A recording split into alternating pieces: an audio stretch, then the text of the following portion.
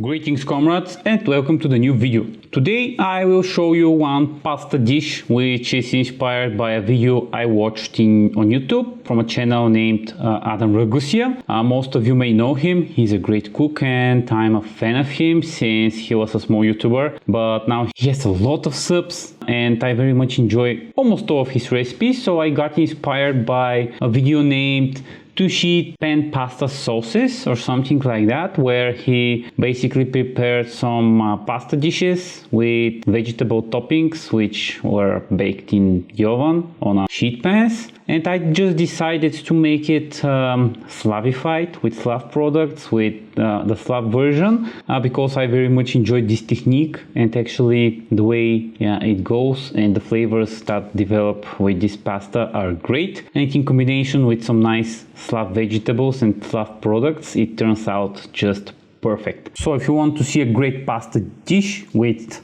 Slav products, Slav vegetables and some very nice herbs, let's go and see how I prepared this very easy pasta dish. I'll start with a traditional set of Slavic products, mainly vegetables, red peppers, onion, garlic, some tomatoes, a huge bunch of parsley, one big aubergine. This is not very traditional, but we need to use pasta for a pasta dish. I use some olive oil to keep some authentic flavor for the pasta, and salt and pepper. Quite simple set of products.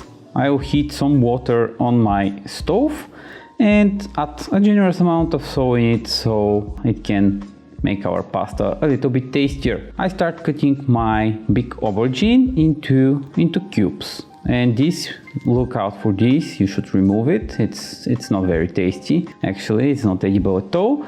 And just cut it into some big cubes. Add it into a bowl and proceed with the other vegetables. Here I'll clean a little bit of garlic. If you love more garlic, you feel free to add more. And I'll peel one huge onion. This is a sweet onion and I very much like it in such kind of recipes. I'll cut it into big chunks again because we'll bake it. I will smash the garlic with my knife and I will cut it into small chunks. Put them aside and start cleaning the red peppers and just remove the seeds and open them up. Also, we'll need to cut them after we clean them. If you enjoy other vegetables, feel free to add them. I wanted to keep this simple, so I added like 3 or 4 types of vegetables, but yeah, feel free to add more. Cut the red peppers into big chunks again. Aim for everything to be in a similar size so it can bake evenly. And now it's turn to cut the tomatoes. I won't remove their skin because it's quite soft and once it's baked you won't feel it, but if you want you can just remove it, so don't worry about that. And again, cut the tomatoes into some big cubes into similar size. Put everything into the bowl and add a few glugs of olive oil in it so it can bake. With it we'll put some salt and a generous amount of freshly ground pepper into the bowl. Give everything a nice mix and aim for every piece of vegetable to be covered with olive oil so it can give it a nice char when we add it into the oven. Add into a baking sheet or baking pan. I'm not sure what's the right terminology. And here's how our vegetables look before we put them into the oven. I like these colors. Throw them into the oven on 220 degrees Celsius for around 20 minutes or until charred. Basically take a look at them every few minutes so they won't burn. Meanwhile, I've cut some parsley and I'll put it aside to wait for the pasta. Speaking of the pasta, our water has almost started boiling, so now we can just throw in our pasta in a very dramatic slow motion way and just give it a stir and leave it to boil to take like 5 or 6 minutes. Just see on the box of the pasta it will say how much it will take. I like mine a little bit al dente.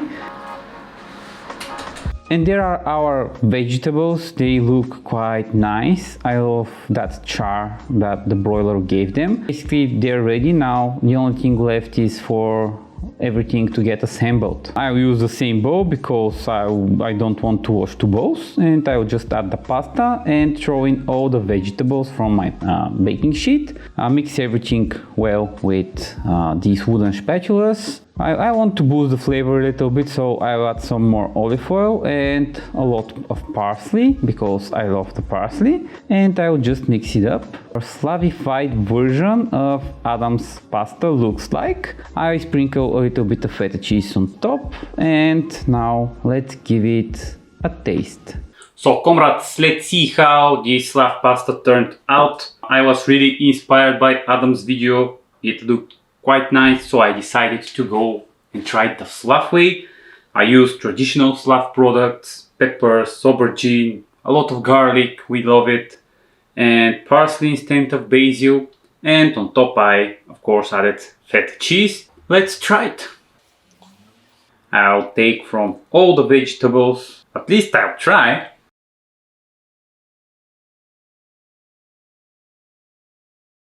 This is one of the greatest pasta dishes I've tried and prepared, so Adam's idea is great, and to be honest, it will go well with any vegetable you try.